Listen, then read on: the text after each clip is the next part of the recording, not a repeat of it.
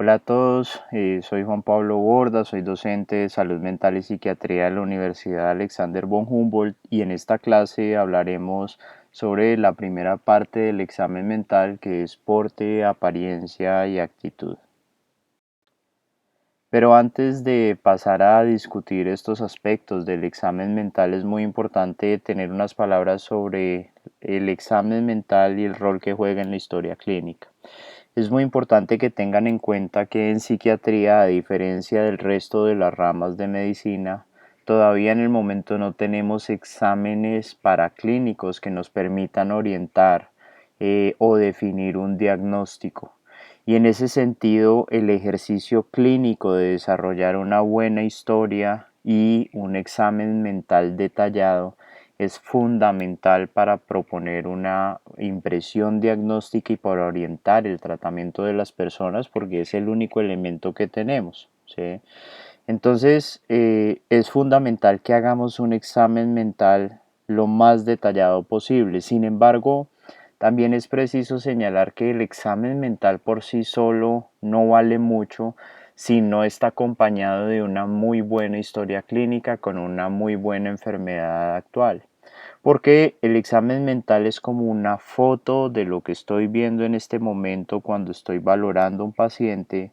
pero esa foto, digamos, puede variar y tiene que ser entendida en el curso longitudinal de cómo se han presentado estas alteraciones que la persona en este momento tiene o no tiene. ¿Sí? Entonces por eso traigo a colación esta imagen, porque esta imagen la podríamos describir muy precisamente, decir que son dos sujetos de figura antropomórfica, pero azules, de pelo largo, con orejas puntiagudas, en un entorno selvático. El sujeto a mano izquierda está sosteniendo con su mano derecha un elemento que parece una flecha, o de forma puntiaguda, con una punta amarilla y está mirando al sujeto que tiene enfrente, que parece ser una mujer. Entonces, entre yo mejor describa esta imagen, más información tengo. Sin embargo, cuando yo incorporo esta imagen a una visión longitudinal de la película y además ojalá conozco la película y entiendo que este es un avatar, que es un señor que está metido en este cuerpo y está en esta tribu tratando de infiltrar la tribu, etcétera. Entonces yo ya conozco la historia y con esa visión longitudinal puedo entender mucho mejor esta imagen. Lo mismo sucede con las personas que evaluamos en salud mental. Yo tengo una visión actual de la persona, la describo muy bien en su examen mental, pero también yo tengo que recuperar información longitudinal de cómo se han dado las cosas y plasmarlo muy bien en la historia clínica. Y empiezo a conocer las películas, empiezo a conocer la película de los trastornos depresivos, empiezo a conocer la película de los trastornos de ansiedad, y entonces así pueda hacer un diagnóstico cada vez mejor en salud mental. Y es muy importante también saber que aunque se han creado categorías y las vamos a ver los diferentes aspectos del examen mental separados por aspectos, hoy por ejemplo vamos a ver porte, apariencia y actitud,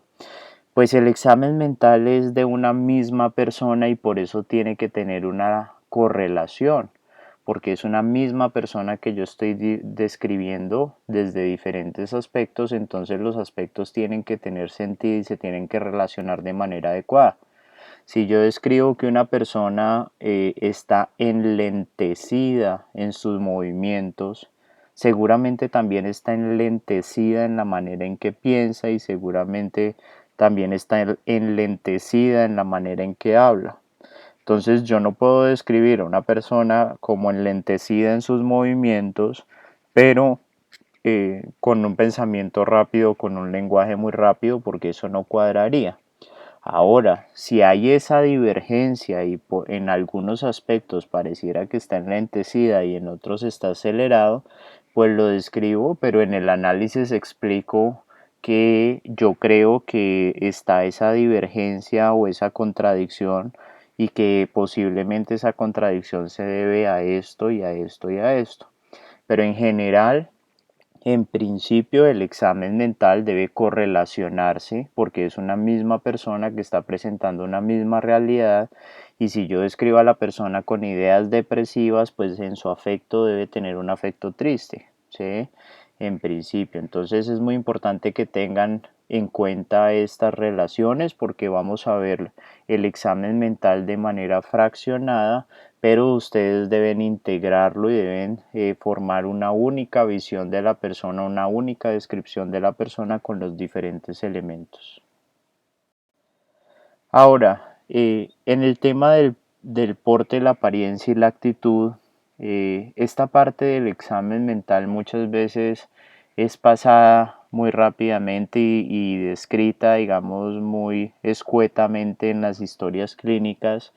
pero es fundamental porque tiene que ver con ese refrán de una imagen vale más que mil palabras.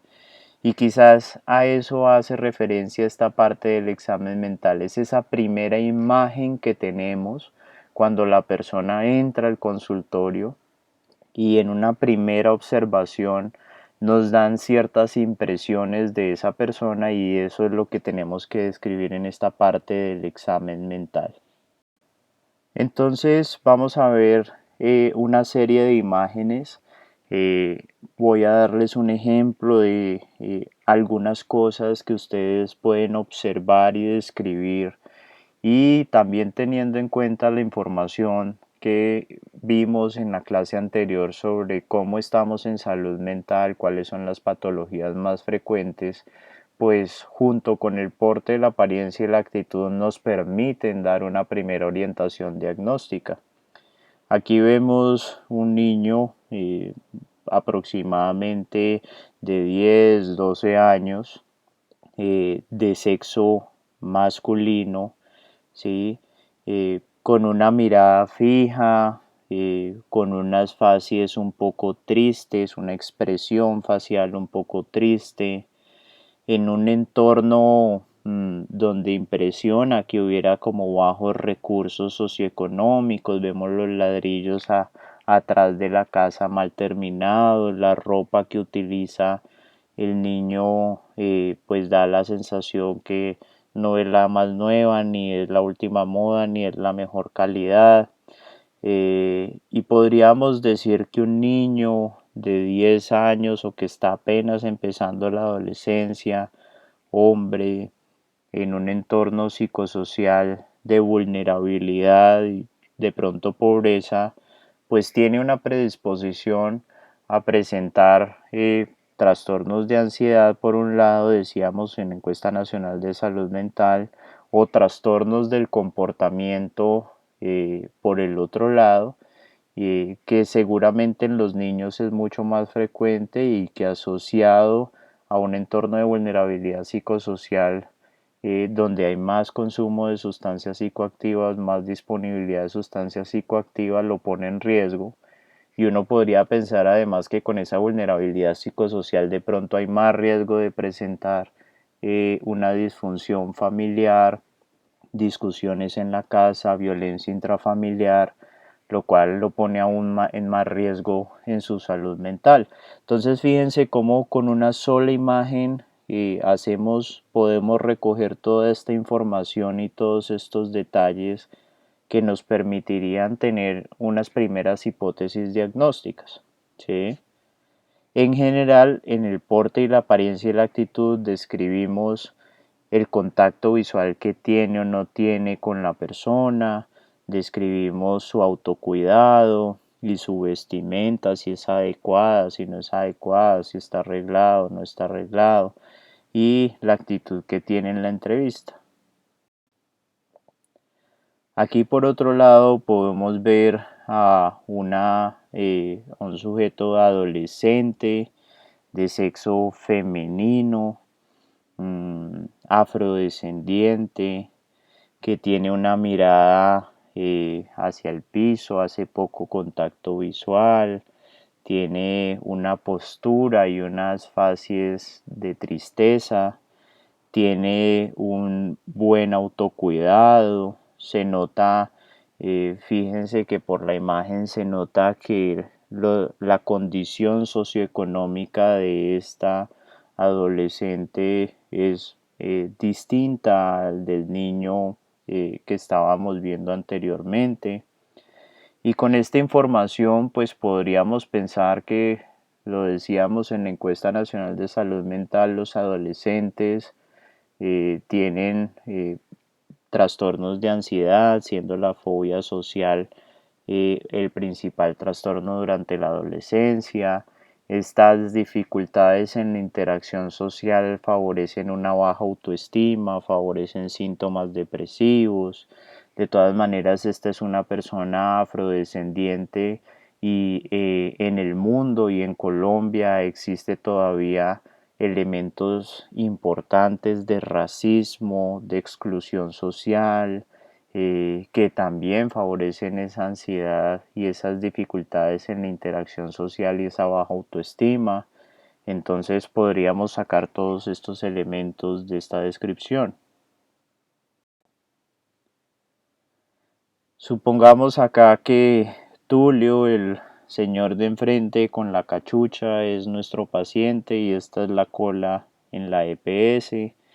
Tulio es un adulto mayor de sexo masculino.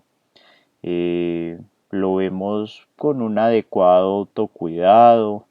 Y impresionaría que tiene una condición socioeconómica media. eh, y si pensamos en las posibilidades, tiene una expresión facial amena, amable, seguro la interacción con el entrevistador tendría una actitud amable.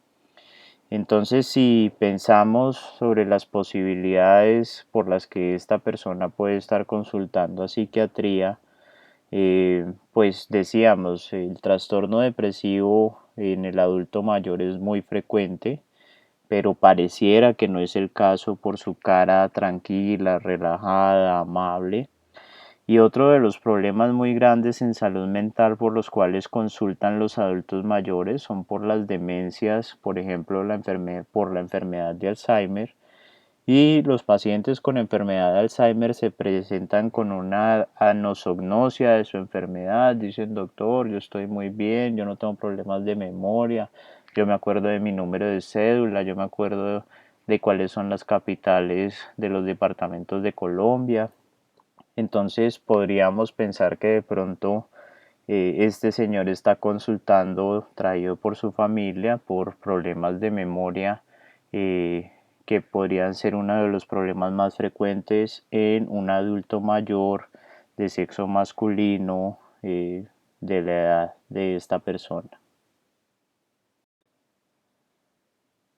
Acá tenemos a Camilo. eh,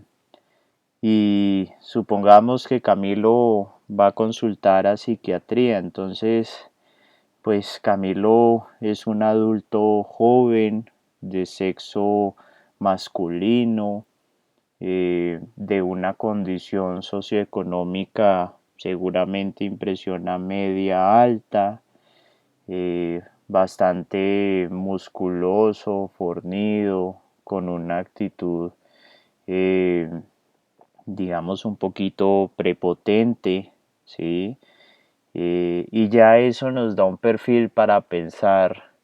qué es lo que podría estar sucediendo con esta persona que consulta psiquiatría, ¿sí?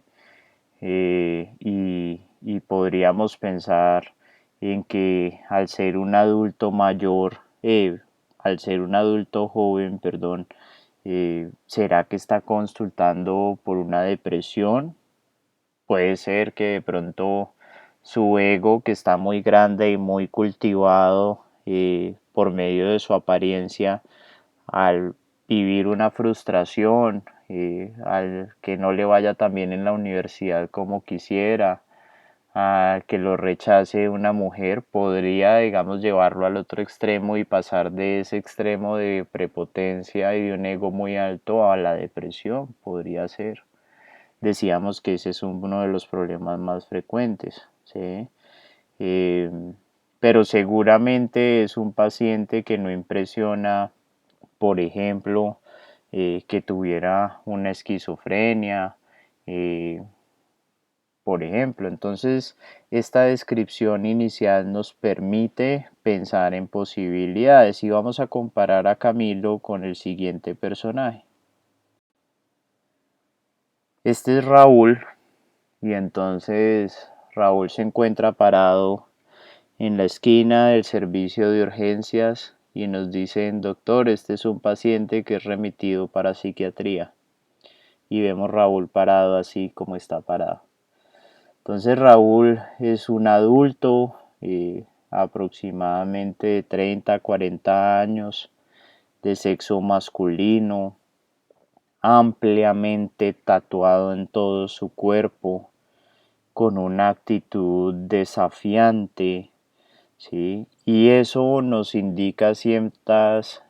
posibilidades diagnósticas, ¿sí? Seguramente Raúl parado así no estará consultando por un trastorno de ansiedad, ¿sí? Y no sufrirá de los nervios y no será su problema actual. Es muy probable que Raúl tenga o sospecharía yo e indagaría en la historia clínica que Raúl tenga consumo de sustancias psicoactivas. Sospecharía que Raúl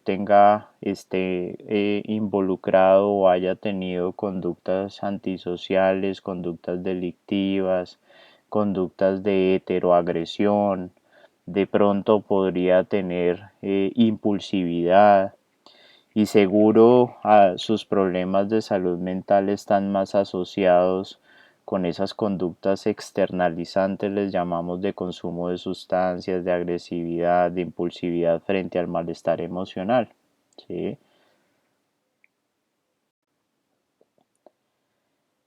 Este puede ser otro paciente frecuentemente visto en el Hospital General y en el servicio de urgencias. Supongamos que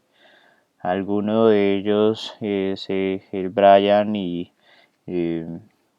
llegó con sus amigos a las 2 de la mañana al servicio de urgencias y nos interconsultan a psiquiatría. ¿Sí? Entonces, pues todos ellos son adolescentes de sexo masculino que por momentos impresionarían de una condición psicosocial o socioeconómica eh, de ingresos bajos y de cierta vulnerabilidad,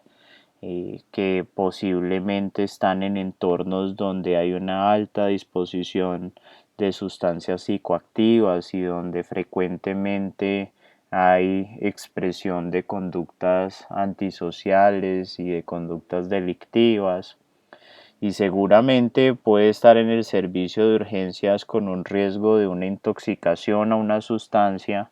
consumió más de la cuenta y entonces presentó episodios de síntomas psicóticos o se agitó o se desorganizó bajo el efecto de las sustancias o está presentando o tiene riesgo de presentar una abstinencia a las sustancias, de pronto viene consumiendo bazuco, viene consumiendo heroína, viene consumiendo benzodiazepinas de manera diaria y está hospitalizado por una fractura y va a hacer una abstinencia durante su hospitalización. Seguramente su manejo en el servicio de urgencias y en el servicio de ortopedia o el servicio que se haga cargo será un poco difícil por las conductas antisociales, la pobre tolerancia a la frustración, la tendencia a la heteroagresividad y eso nos da un panorama de los posibles riesgos en salud mental. Aquí tenemos a Joana, vemos que es una mujer adulta, de sexo femenino, aproximadamente alrededor de los 30 años de edad, con un autocuidado muy importante, eh, con un maquillaje y seguramente muy bien vestida y con una actitud que nos deja entrever su cara seductora hacia el entrevistador. ¿Sí? Y ese perfil de una mujer de 30 años con un autocuidado importante, con una actitud seductora, pues la predispone por ser mujer a presentar síntomas depresivos y de ansiedad. Decíamos que las mujeres presentan 2 a 3 veces más frecuentemente estos problemas de salud mental asociados a las hormonas y a otra serie de factores como la violencia intrafamiliar, pero también podría ser muy frecuente en este perfil de paciente los trastornos de la alimentación y podría consultar por una bulimia, eh, y seguramente podría tener rasgos histriónicos de personalidad, siendo muy seductora, llamando la atención, queriendo ser el centro de la atención, eh, y esto podría conllevar a dificultades en su relación de pareja que podrían generar síntomas depresivos o ansiosos. Por el otro lado está Rodrigo. Rodrigo es un adulto entre los 30 y los 40 años de edad, de sexo masculino, con un autocuidado adecuado, básico, sencillo, pero vemos que tiene una actitud suspicaz en su mirada, en su postura. Y si nos dicen que Rodrigo está en el servicio de urgencias y que tiene interconsulta pendiente por psiquiatría, pues uno podría pensar que tiene síntomas psicóticos, donde está con una sensación paranoide de que lo están persiguiendo, de pronto está escuchando voces, sienten que le van a hacer daño y por eso está con su actitud suspicaz, y eso debe ser tenido en cuenta para ser abordado eh, de la mejor manera, sabiendo que va a ser suspicaz, y que inclusive pues el riesgo de que por los síntomas psicóticos actúe de manera errática o presente una agitación psicomotora en el servicio de urgencias está presente.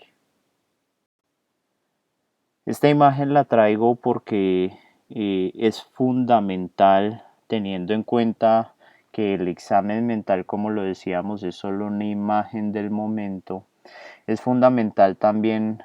saber, observar e imaginarse cómo actúa la persona que estamos valorando en su entorno familiar, en su casa, en la vía pública. ¿Será que se estuviera comportando así como se comporta en el servicio de urgencias? ¿Será que ahorita se está conteniendo y está como actuando mucho más, entre comillas, normal, pero en su casa estaría más desorganizado? ¿Sería al revés? ¿Será que ahorita está con estas alteraciones muy importantes, pero es porque está en el hospital, porque está, digamos, lleva 8 horas esperando, pero seguramente cuando está en su casa actúa más tranquilamente? Entonces, es muy importante observar el paciente no solo en el momento en que lo estamos entrevistando, sino también observarlo cómo se comporta en el servicio cuando yo no lo estoy entrevistando, cómo se comporta con su familia cuando interactúa con la familia, porque eso nos da herramientas para pensar en posibles impresiones diagnósticas. Y con los niños es fundamental ver cómo es la interacción con los padres y con su entorno familiar cercano. Entonces, hay niños que son muy hostiles con sus padres, pero que son muy amables con los médicos. Hay niños que son muy callados, introvertidos, y tímidos a la entrevista, pero que con sus padres se desempeñan y se expresan de manera adecuada. Entonces, con los niños es muy importante ver no solo cómo se relacionan con nosotros como entrevistadores, porque los niños pueden cohibirse y modificar bastante su manera de interacción, sino también ver cómo se interactúa con los niños, con su entorno familiar, para poder entender cuál es el funcionamiento del niño y cuál es su situación actual. Entonces, podemos decir que en el examen mental, en cuanto a la presentación personal, describimos primero la edad o aproximadamente la apariencia cronológica de la persona, si es acorde con su edad, el sexo. la vestimenta, si es adecuada para la ocasión o si tiene un autocuidado excesivo, un maquillaje muy elaborado, o por otro lado si tiene un descuido en su autocuidado o tiene una vestimenta que es muy extravagante o tiene una vestimenta que es exhibicionista, seductora, llega pues con un escote hasta el ombligo, porque todo esto nos da información sobre los posibles motivos de consulta y los posibles problemas de salud mental. En cuanto a la actitud, una persona podría ser colaboradora y podría ser amable o podría ser amable y ponemos actitud amable o colaboradora a la entrevista, que es, digámoslo así, el aspecto normal de la actitud. Puede ser indiferente y la indiferencia, por ejemplo, está muy frecuentemente presentada en los adolescentes que consultan llevados por su familia y entonces pues son un poco reacios a la interacción. Pueden tener una actitud suspicaz, como lo veamos con Rodrigo, y esa suspicacia nos debe hacer pensar que la persona puede posiblemente tener ideas de persecución, puede tener alucinaciones y puede estar viviendo una experiencia paranoide donde siente que está en riesgo y por eso es suspicaz. Hay personas que son muy demandantes, que le exigen al médico, exigen a los profesionales de enfermería, que todo el tiempo están con requerimientos excesivos en el servicio de salud y entonces tienen una actitud demandante, quieren que los atiendan ya, quieren que los atiendan de cierta manera, quieren que les hagan ciertas cosas y se tornan muy insistentes con estos requerimientos. Hay personas que tienen una actitud evasiva y defensiva, que no quieren brindar muy bien la información, que tienen un discurso muy superficial frente a los problemas por los cuales consultaron y uno siente que están como guardando información y que no quieren dar la información completa. Pasa mucho en los adolescentes, pasa mucho en personas con conductas antisociales que son muy reservados y pues no quieren andar diciendo lo que andan haciendo, digamos, porque saben que está mal. Pasa mucho con las personas que tienen consumo de sustancias psicoactivas y que no quieren cambiar su patrón de consumo y no lo reconocen como un problema, entonces evitan dar mucha información. También hay personas que en el servicio tienen una actitud muy disruptiva o intrusiva, por ejemplo en las personas con trastorno afectivo bipolar, en un episodio de manía donde están sumamente acelerados, hablan de manera excesiva, tienen una energía excesiva, entonces entran todo el tiempo al consultorio, entran a donde no deben entrar, hablan con todo el mundo, hablan con las enfermeras, le ponen conversación a cualquier persona que va pasando en el pasillo y tiene una actitud muy disruptiva o hostil o intrusiva, perdón. Y hay personas que pues se tornan francamente agresivas o que tienen una conducta muy hostil. Hablábamos de el Brian, donde de pronto ante la necesidad de quedarse hospitalizado o de que no lo atiendan rápido se puede tornar agresivo, hostil, amenazante con el personal de salud. Hablábamos de la actitud seductora, puede ser en hombres o en mujeres, con pues el personal de salud del sexo opuesto o del mismo sexo, y esto pues nos indica también, digamos, cómo funciona la persona y qué posibilidades hay de presentar los trastornos mentales que describíamos. Hay personas que tienen una actitud muy complaciente donde dicen lo que saben que uno quiere oír, ¿sí? Esa actitud complaciente se asocia frecuentemente a la actitud evasiva, defensiva. Entonces las personas simplemente dicen lo que uno quiere oír como para que le den salida rápido y ya. Y es relativamente frecuente por ejemplo, en personas que venían muy psicóticas, pero ya se han mejorado un poco y se quieren ir, entonces dicen, no, sí, ya estoy bien, deme salida, doctor, por favor. O en pacientes con problemas de consumo de sustancias, no, yo ya estoy bien, no tengo abstinencia, no, ya me quiero ir, yo ya estoy bien, no tengo ganas de consumir, no me voy a ir a consumir, eso es lo que me quiero ir ya. Y entonces pues le dicen a uno lo que quiere escuchar para que uno les dé salida. Hay personas que tienen una actitud distraída eh, y pareciera, digamos, les cuesta trabajo poner atención, bien sea porque tiene un compromiso neurológico que no le permite concentrarse, bien sea porque anímicamente está muy afectada y entonces la atención no es la mejor. Las actitudes de familiaridad se asocian muy frecuentemente a las actitudes intrusivas, donde la persona trata con mucha familiaridad, valga la redundancia, al personal médico, como si lo conociera de hace mucho tiempo. Hola Carlos, ¿cómo estás? ¿Cómo te ha ido? ¿Cómo van las cosas? Y hablan, digamos, como si fueran los mejores amigos y son muy intrusivos y hablan con todo el mundo y rápidamente entablan conversaciones y confianza con todo el mundo, que como decíamos se asocia mucho a los episodios de manía en el trastorno afectivo bipolar. Está la actitud opuesta de ser muy pasivo, de ser muy callado, de hablar poco, de ser muy retraído, que es más propio de trastornos depresivos.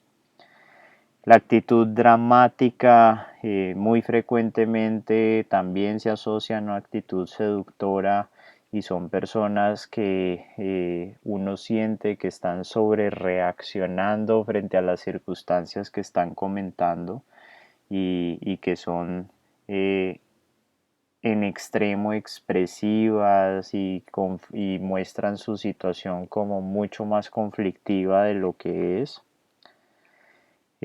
La actitud pueril hace referencia a que las personas se presentan con una actitud de niño, infantil, que es muy frecuentemente dado en las personas con discapacidad intelectual o lo que las personas comúnmente llaman retardo mental. Tienen una actitud infantilizada, se ríen por cualquier cosa, tienen un afecto como un poquito como eufórico y se ríen fácilmente pero sin que nada esté pasando, actúan como un niño, a eso hace referencia la actitud pueril. Y la actitud alucinatoria es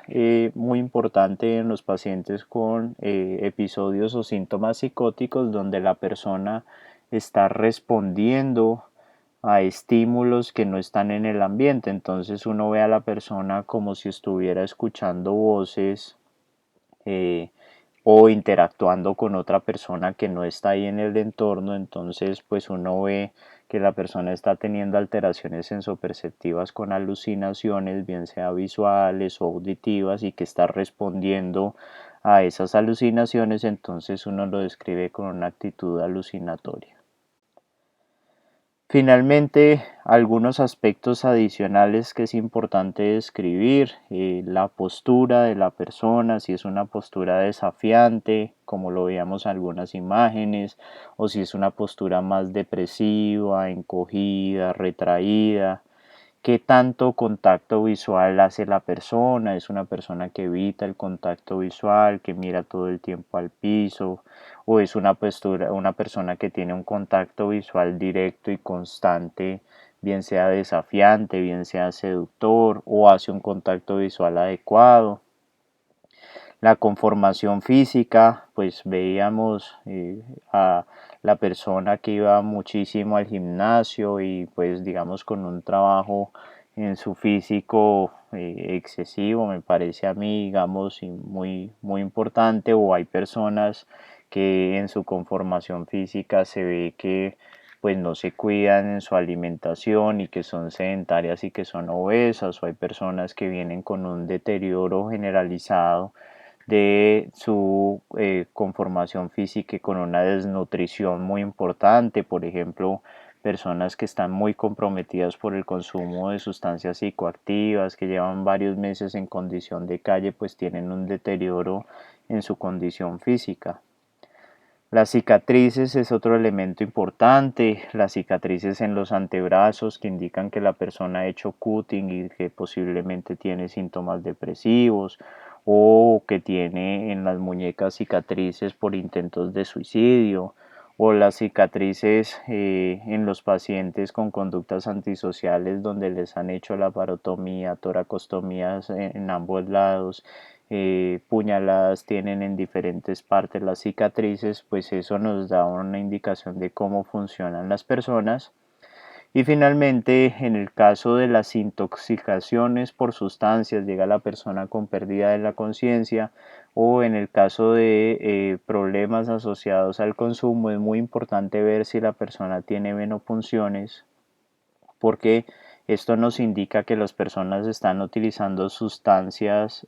por vía inyectada, y esto por un lado los pone en mucho mayor riesgo de presentar complicaciones no psiquiátricas como VIH, hepatitis B, hepatitis C, y el riesgo de infecciones es mucho mayor, pero por otro lado, pues estas sustancias, sobre todo la heroína, que es la sustancia que más se utiliza por vía inyectada en Colombia, pues genera una abstinencia muy importante y también tiene un riesgo muy importante de sobredosis y de muerte por sobredosis. Entonces, ver si tiene venopunciones en esos escenarios puede ser de mucha utilidad. Espero que haya sido útil esta clase para ustedes. En el link del video les dejo unos links adicionales de videos de pacientes con problemas de salud mental, para que puedan observar y hacer ejercicios donde puedan tratar de describir el porte, la apariencia y la actitud de estas personas en estos videos. Entonces los invito para que los revisen por favor y aclaren cualquier duda que tengan sobre estos conceptos.